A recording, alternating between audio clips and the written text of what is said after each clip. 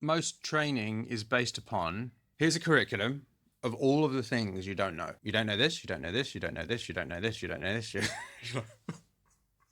Some people are like, ooh, exciting, but it can be a bit, ooh. My approach is to go the other direction. Start with what you do know. What do you know? What do you have? What can you do with that? And let's grow from there rather than dumping this big, all of the things I don't know. I've got to learn all this stuff, then I've got to remember it, and then I've got to apply it, and then I've got to understand it, and then it's got to become a habit. And it's like, strikes me as being the long way around. Now, I do understand that starting with what you already know, particularly if you're earlier on in your journey, does mean that you're not making the music that you aspire to make. But you are making music, completing music that isn't as good as you want it to be. But here's the thing. If you are growing as a musician, and yes, you are a musician if you are making music, if you are growing as a musician, then your music will never be as good as you aspire it to be. The gap is very wide when you're starting out, and it does narrow. There's no doubt about that. That's what makes it challenging.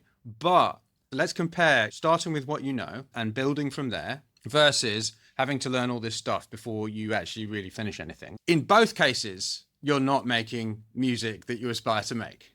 But in this case, starting from where you are and building from there, you are actually practicing and making progress immediately. So how we get around the problem of the gap is, instead of focusing on where we want to be all the time, we focus on how far we have come. And then that creates the psychological conditions where you go, oh, actually, I'm getting better.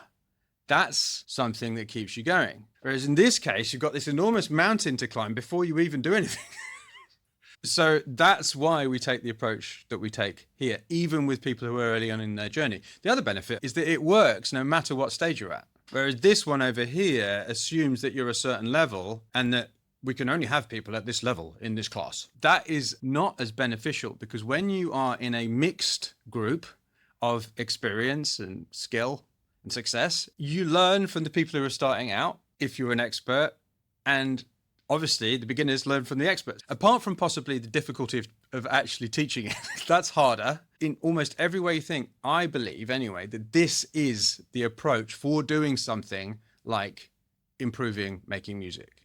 I actually think the traditional approach is just broken. It doesn't work. It does a bit, but there are better ways. So that's why we do it the way we do it.